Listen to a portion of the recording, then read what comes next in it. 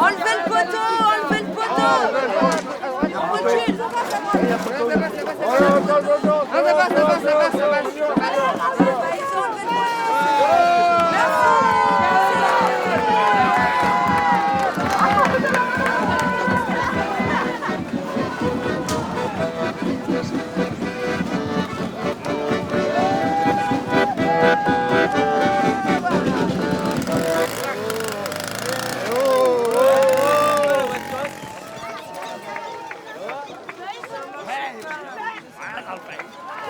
va. Là, et tu le fais sortir de chaque côté si possible, mais je sais pas.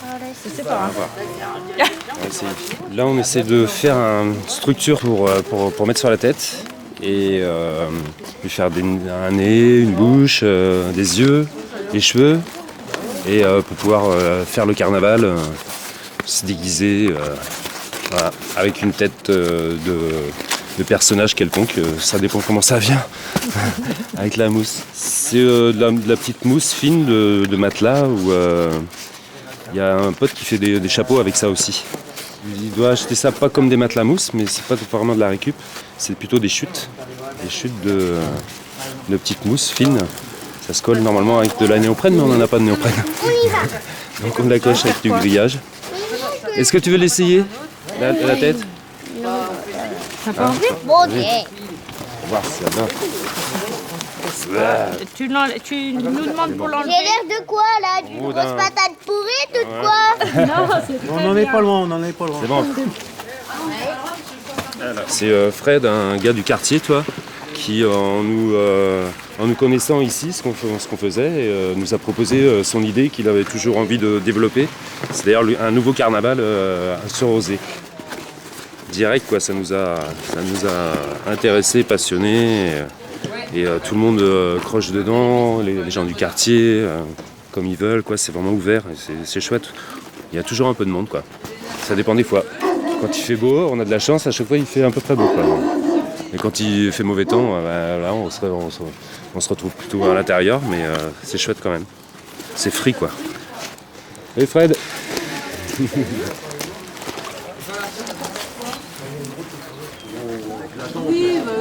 sais pas, peut-être vous pouvez lui poser la question. Salut. Salut.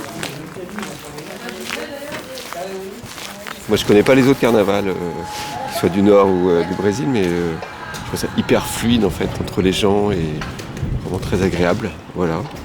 Je me disais que ce serait assez simple peut-être, mais ça fait quand même 4-5 ans que j'en cause à droite et gauche. Voilà, et puis du coup la rencontre elle est cool avec l'équipe et c'est un peu eux qui sont porteurs parce que le lieu il est indispensable en fait. Voilà. Et puis là moi je trouve qu'on est dans un espace qui ressemble vraiment à un centre social, voilà, assez modulaire. Alors bien sûr on commence à rentrer dans une zone de guerre hein, puisque là le Lidl est en pré-démontage.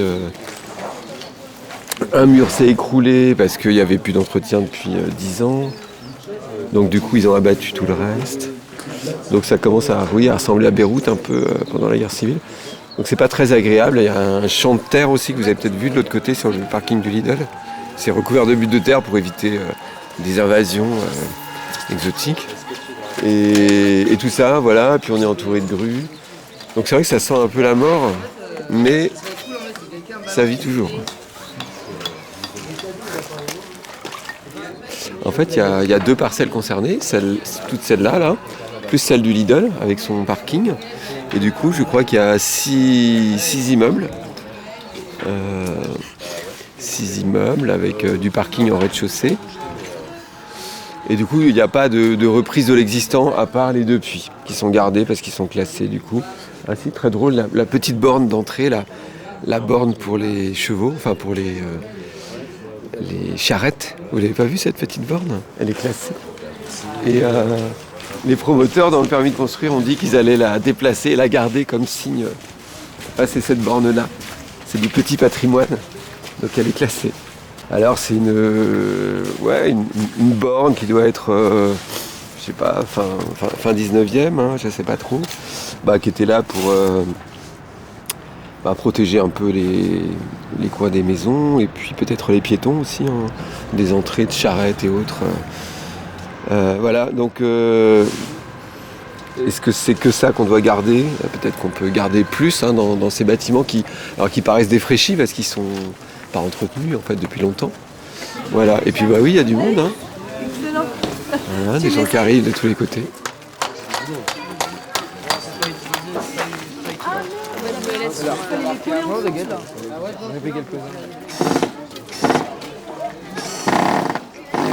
En fait, il y a une tige en métal, en L, là comme ça, d'ailleurs comme ça, recouvert de grillage et de papier mâché. Et bien tu vois ce qu'on peut trouver c'est... En fait ce qu'il faudrait c'est limite on prend toutes les queues, on les attache tous ensemble, on les agrafe au fil de fer. Et après en fait... Oui parce que là tu peux planter du gros fil de fer à la maison, ouais. Moi j'ai des gros... Non mais en fait ça c'est le bout de la queue donc c'est tout serré, bien tu sais on arrive à bien cadenasser, ouais. Et après en fait on passe des fils de fer là-dedans, et là, et après ceux-là on les tend par en haut.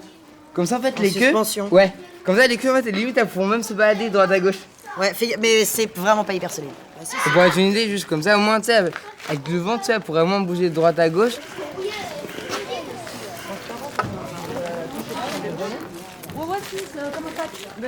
Ça va vite. On a eu un grand renfort de la part de plein d'enfants qui sont arrivés. Un petit vieux aussi. Alors c'était super travail d'équipe. Donc là on est très satisfait du résultat. Ça marche très bien. Ouais, déjà. Tout le monde a bien bossé. L'équipe et tout, cool. Hein. Donc là les enfants finissent la tête de la poule. Voilà, c'est très bien. On a bien avancé aujourd'hui. La prochaine fois il va falloir assembler la queue, la tête, la patte, faire un petit peu de soudure et puis voilà, ce sera bon.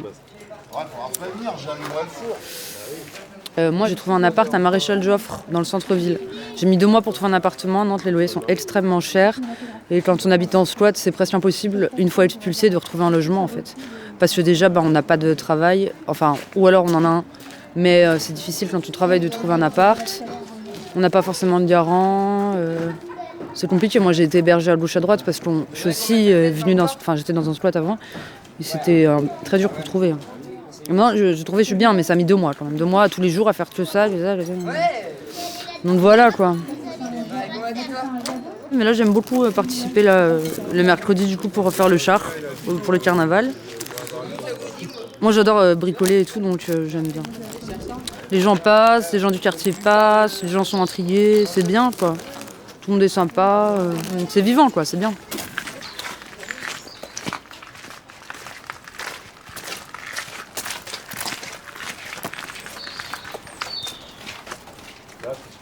Ouais. Ah ouais, putain, les keblos, les tournevis. Non, mais je vais ouvrir, mais...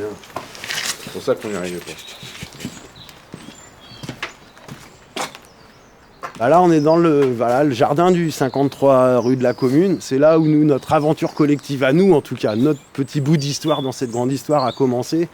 Alors, elle a commencé il y a 8 ans de ça, quand un premier collectif d'artistes qui s'appelle Chromosome a réussi à négocier avec les propriétaires de venir, qui les prenaient pour des fous, hein, parce que là on voit un super beau jardin avec des pruniers, un cyprès magnifique, gigantesque, et l'herbe bien verte, parce que là avec la flotte qui est tombée et tout ça, des graffitis sur des bâtiments en tôle, les petits oiseaux qui chantent.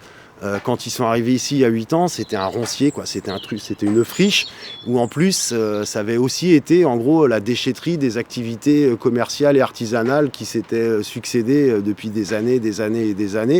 Et là voilà, de ce jardin est née toute cette grande aventure et tout ce qui en résultera derrière. Et voilà. Et c'est déjà nous avoir repris le flambeau de quelque chose qui existait déjà avant nous, quoi. De rebooster une énergie qui est présente dans ce lieu, quoi. Moi, quand je suis arrivé ici, la première fois que je suis rentré, donc j'ai traversé la cour, et puis après j'arrive dans ce jardin, quoi. Et là, ok, écoutez, quoi.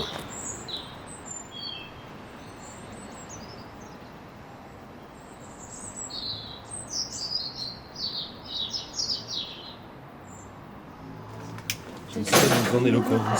Ah si encore. Quoique. Est-ce que tu veux goûter Bah ouais. Est-ce que tu veux?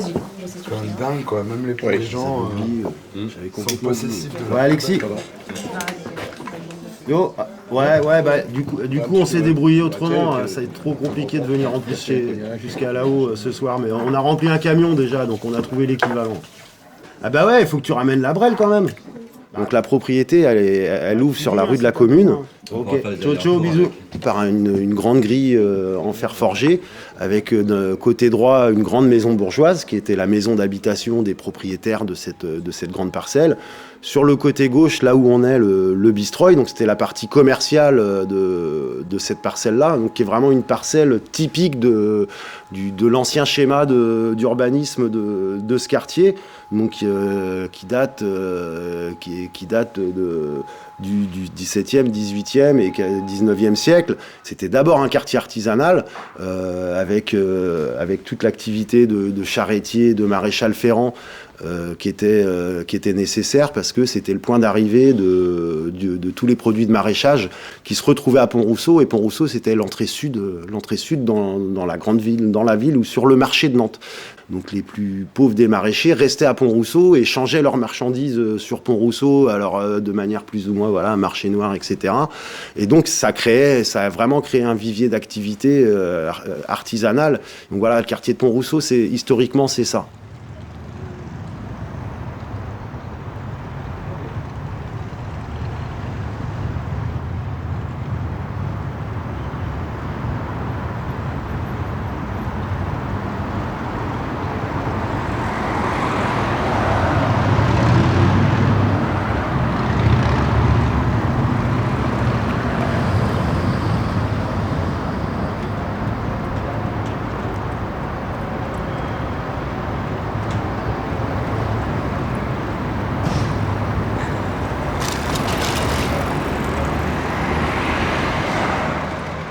À l'époque, il y avait beaucoup de cafés. Et l'histoire, c'était parce que l'Octroi, il y avait l'Octroi à ce moment-là.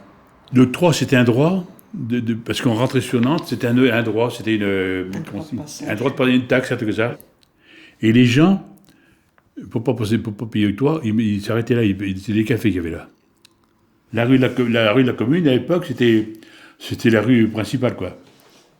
Il y avait un charcutier sur la gauche. Après, plus loin, tu avais un maréchal ferrant. Ensuite, tu avais une épicerie puis le mari était tailleur sur mesure. Ensuite, tu avais le boucher. Mais les gens voyaient beaucoup les gens dans leur petit sac faire leurs courses tous les jours. Et après, tu avais le restaurant Durand. Mais c'était réputé, ils avaient 3 salles. Hein. C'était Durand, après c'était Schmitt, qui a pris ça un petit peu. Puis ça marchait, c'est Reynaud après. Ah oui, c'était mal. Alors Reynaud, c'est le gars qui s'est lancé à Bleuc dans les sanitaires, quincaillerie, enfin tout. Il faisait toute l'aventure du magasin, c'était, il vendait des chaises, il vendait des gazinières, de tout, des quincailleries. Enfin, sur Rezé, c'était le coin qui était le plus commerçant, le plus vivant. Oui. Et du coup, vous êtes né rue de la Commune. Oui. Ah oui, à l'époque, ça va faire 83 ans, le 4 mars, dans 2 jours. Oui. Et ma mère aussi est née rue de la Commune. C'était Rutière à l'époque. Oui. Eh bien, jusqu'à 70 environ, c'était Rutière, gars.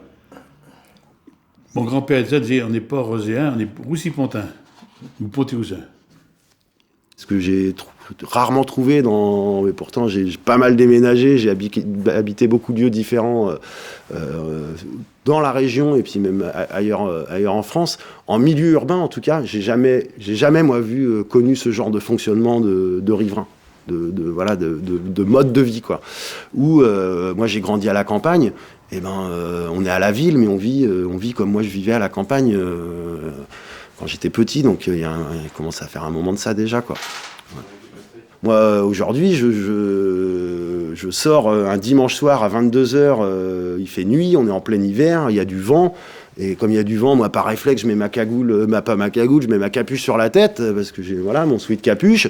Et donc, j'ai un peu l'air d'un traînard, Et je frappe au volet d'une petite voisine qui doit avoir, je sais pas chez qui je vais tomber, parce que je les connais, mais je les situe pas forcément bien dans leur maison. Et là, c'est une petite dame de 65-70 ans qui m'ouvre, et qui, si je faisais ça dans le centre-ville de Nantes, déjà, elle m'ouvre pas, déjà. Et puis, si jamais elle ouvre, elle a peur. Et là, elle m'accueille, quoi. Elle m'accueille et elle va fouiller dans la vieille armoire où il y a les jeux de ses enfants qui sont remusés depuis 25 ans. Et elle trouve le Trivial Poursuite dont on s'était fait une lubie de jouer ce soir-là. Et elle nous le prête. Et puis en partant, je lui dis, bon, bah, demain, je viens vous le ramener. Et elle me dit, mais vous n'êtes pas obligé de me ramener demain, gardez-le plusieurs jours si vous voulez, j'ai confiance en vous. J'invente pas, c'est les mots qu'elle a utilisés, quoi. J'en frissonne encore. Et ça, je veux dire, même à la campagne, ça devient rare, quoi. Ici, il y a cette proximité, cette sincérité, quoi. Et voilà, je pense pas qu'il y avait rien qui l'obligeait à se forcer, c'était pas de la politesse, quoi. Voilà. Et ça, c'est inestimable, quoi. Et c'est la réalité de ce quartier. Et je pense que c'est vraiment du reste d'histoire de cette culture, quoi. Ça a fait culture. Et voilà, il y a une culture Pont-Rousseau, alors qui est pas forcément propre, quoi. Mais ici, elle est, voilà, on la palpe, on la touche, elle est vraie, quoi. Donc c'est celle de Pont-Rousseau, en tout cas, quoi. Ah oui, pourquoi pas, mais bon, t'es titiné. Merci.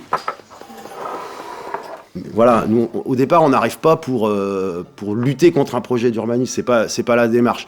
On est des artistes précaires, comme la plupart, hein, comme 99% des artistes. Et il y a nous qui sommes là, avec plein d'envie, plein d'idées, des savoir-faire. Et puis il y a des bâtiments qui vont être vides pendant au moins un an. On les prend, quoi. On les prend, on les rendra, on les vole pas, on les abîme pas. Au contraire, on les met en valeur. Mais voilà, avec la conscience, c'est toute cette conscience-là, on peut pas juste s'approprier les lieux comme ça de par notre besoin, nous, d'artistes. On doit, voilà, ça appartient aussi au quartier. Et donc, on a cette volonté-là. Et puis, ça croise de toute façon la réalité de ce que vit ce quartier, parce qu'une semaine après l'ouverture du squat, on se retrouve dans la rue à un pique-nique de riverains qui a demandé à la mairie de boucher la rue tout un dimanche après-midi. Et on se retrouve avec une centaine de personnes. C'est pas nous qui avons provoqué ça, hein. C'est une initiative. Les gens savaient pas non plus l'opération squat, forcément. Elle s'était faite dans le plus grand secret jusqu'à ce qu'on se fasse découvrir. Et là, ça match. Voilà, ça fait une semaine qu'on est là et on croise deux types, Frédéric et Mathieu, qui nous disent nous on a déjà fait une réunion, on a envie de faire un carnaval. Ça vous branche de le faire avec nous. Enfin, on se retrouve comme des mômes dans la cour de récré. Vous voulez jouer aux billes avec nous? Bah ouais, on veut jouer aux billes avec vous, puis c'est parti, quoi. Et là, dans 2 jours, on va le faire, ce carnaval. Voilà. T'allais bien pourtant. En fait, tu l'as mis à l'envers, le nous, c'est au-dessus du nous. Regarde, tu l'as mis à l'envers. Ça doit être comme ça, limite. C'est un peu lourd sur la tête.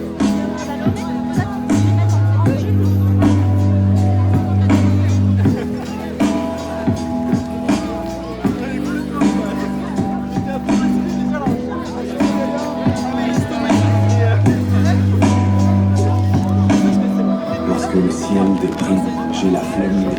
Alors je la déambulation va commencer, il va falloir se mettre en ordre de marche. On a besoin de gens pour pousser les chars, notamment cette très grosse menthe religieuse. Il y a besoin de quelques personnes pour ça. Allez, c'est parti, messieurs dames.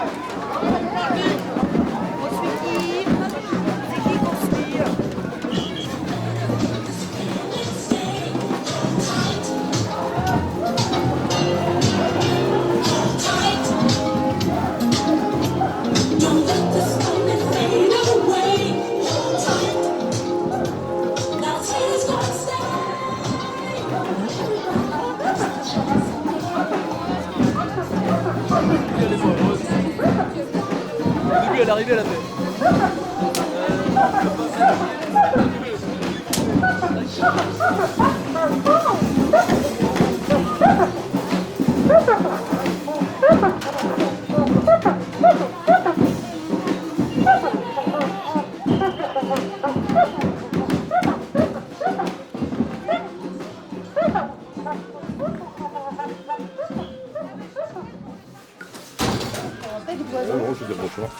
Puis il y a un pote, chez nous, il fait un papier mâché là. Du coup, il fait. Vraiment, c'est des œufs d'oiseaux. Des quoi? Des œufs d'oiseaux, c'était. Ça fout la marée basse. Ah, il y en a. Mais c'est pas celui-là que tu disais, la tête d'œuf? Ouais. Donc, il y a plusieurs choses de récup mis à dispo. Et puis après, c'est atelier créatif pour les petits et les grands. Moi j'habite ici depuis le mois d'octobre, donc un mois après l'ouverture. Et pour moi c'était l'occasion de joindre mes convictions à ma précarité, on va dire, en tant qu'artiste. Tout le monde est bien conscient que les artistes roulent pas forcément sur l'or et sont souvent dans une précarité. Moi, j'ai souvent dû choisir entre le fait d'avoir un atelier ou une maison, en fait.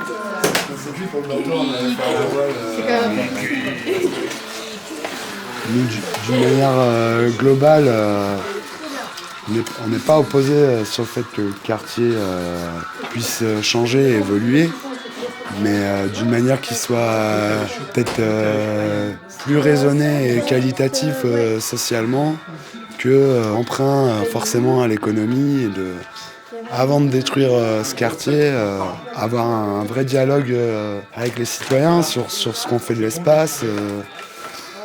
Moi, je pense qu'en tout cas, la mairie sous-estime en tout cas ce qui peut se passer ici. Je pense qu'ils s'en rendent pas compte en fait. Ah, c'est pour aller avec ce chapio? Ouais, par exemple, je sais pas. Il fait Monsieur Pizza. Ouais, ça fait un peu comme une corne de démon, ça aussi un peu là. Au début, j'avais en tête les masques des samouraïs là, japonais. Là, ah ouais. Mais bon, là on dirait plutôt. Je trouve que ça fait un peu mascotte d'une marque de poils scandinave. Plus ça va, plus on le sent aussi, ce contrôle de l'espace public, les volontés des urbanistes de pas créer d'endroits, je sais pas, les mobiliers anti-SDF ou les lumières ou les boîtes à sons là, anti-rassemblement. Quelque part, ça montre bien que on nous retire aussi cette possibilité-là de se rassembler sans être dans une menace, quoi. C'est vrai que la première chose qu'on va nous dire par rapport au carnaval, c'est vous avez rempli les autorisations de la préfecture. Mais en fait, pourquoi les gens ils auraient juste besoin de demander l'autorisation pour simplement rencontrer leurs voisins dans un quartier, quoi. Il y a un moment où il faut redescendre de ce délire de tout sécuritaire, tout contrôlé, parce que on va vraiment vers des choses moches. Donc le carnaval, en fait, c'est l'opposition de ça, quoi, du contrôle des masses, de politique de sécurisation. En fait, la plus grande des sécurités, c'est de savoir vivre ensemble. Et déjà, pour ça, il faut déjà provoquer le moment aussi où on se rencontre, en fait, quoi. Et voilà, ouais, c'est un peu ça, le carnaval. C'est quand même une espèce de grande pièce de théâtre, comme du théâtre forum, quoi. Un truc populaire et voilà, l'impulsion de chacun, en fait, le carnaval. Je le vois comme ça, comme un moment de fête qui crée du lien et un bon exutoire aux règles établies, quoi.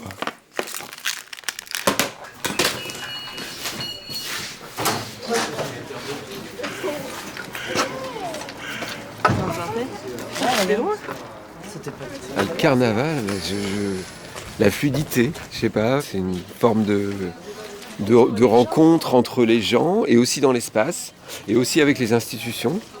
C'est bien aussi. Donc il y a une forme très autogérée de ce carnaval. Mais un carnaval, oui, c'est la rencontre entre des gens qui se connaissent ou pas. Voilà, ces rencontres dans un cadre un peu désordonné qui permet peut-être de mettre à distance un certain nombre de préjugés ou voilà, c'est un peu une mise à niveau de tout le monde par le farfelu, quoi. Et c'est dans les lieux mêmes, voilà, le théâtre c'est la rue et puis c'est très bien. Voilà, je crois que c'est ça, c'est assez simple en fait.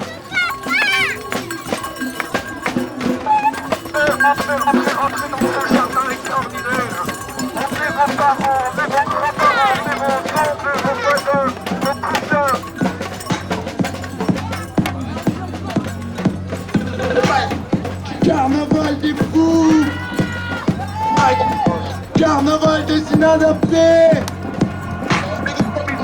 carnaval